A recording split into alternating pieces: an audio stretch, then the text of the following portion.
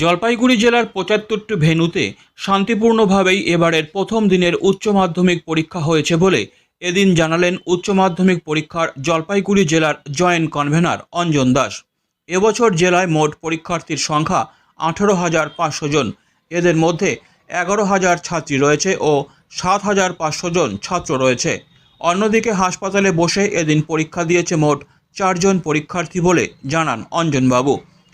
Jalpaiguri super speciality হাসপাতালে একজন পরীক্ষার্থী আগে থেকেই ভর্তি ছিল, হাসপাতালে বসেই সে পরীক্ষা দিয়েছে। অন্যদিকে এদিন শহরের সোনাউল্লা স্কুলের পরীক্ষা কেন্দ্রে এক ছাত্র পরীক্ষা চলাকালীন অসুস্থ হয়ে পড়ে। সেই পরীক্ষার্থীকে হাসপাতালে ভর্তি করা হলে হাসপাতালে পরীক্ষা দিয়েছে সে। বানারহাট গ্রামীণ হাসপাতালে 2 জন পরীক্ষার্থী পরীক্ষা দিয়েছে।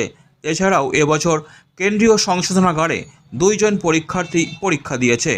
জেলায় মোট 11টি স্পর্শকাতর পরীক্ষা কেন্দ্র রয়েছে।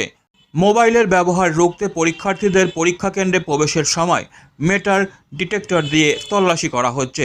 পাশাপাশি কোনো পরীক্ষা কেন্দ্রে মোবাইলের ব্যবহার করা হচ্ছে কিনা সে বিষয়ে লক্ষ্য করতে রেডিও ফ্রিকোয়েন্সি ডিটেক্টর ব্যবহার করা হয়েছে। জলপাইগুড়ি জেলায় ৭৫টি ভেন্যুতে শান্তিপূর্ণভাবেই পরীক্ষা শেষ হয়েছে।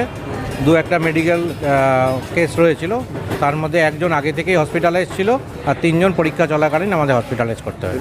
কোন জায়গায় এটা আমি এখন এই মুহূর্তে দাঁড়িয়েছি জলপাইগুড়ি সুপার স্পেশালিটি হসপিটালে। এখানে একটি ছাত্র আমাদের আগে থেকেই হসপিটালে ভর্তি ছিল, তাকে পরীক্ষা হলে ব্যবস্থা করা হয়েছে।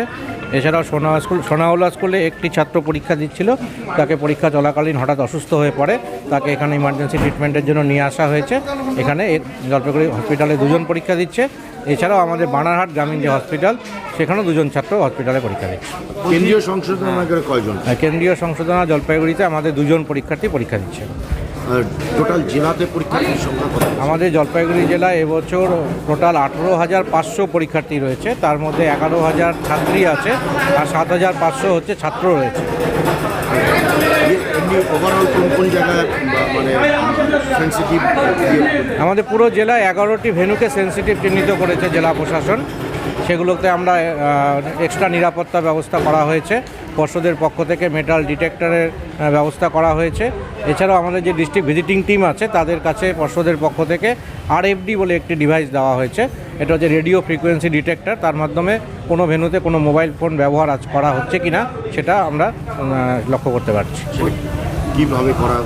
সেটা আমাদের ভিজিটিং টিম তাদের কাছে যে মেশিনটি আছে সেটা ডিভাইসটি নিয়ে তারা ভেন্যুতে গিয়ে প্রতিটা রুমের সামনে তারা যাচ্ছেন। সেখানে যদি কোনো মোবাইল ফোন ইউজ হয় সেটা আমাদের মেশিনে ধরা পড়ে যেত, কিন্তু সেটা এখনও অবধি কোনো কিছু পাওয়া যায়নি। ভেন্যুর মধ্যে কোনো মোবাইল আমরা এখনও উদ্ধার করতে পারি। বলছি ডুয়ার্স এবং চা বাগান এলাকা বনাঞ্চল, সেখানে মানে কীভাবে পরীক্ষা হলো বা কী ব্যবস্থা?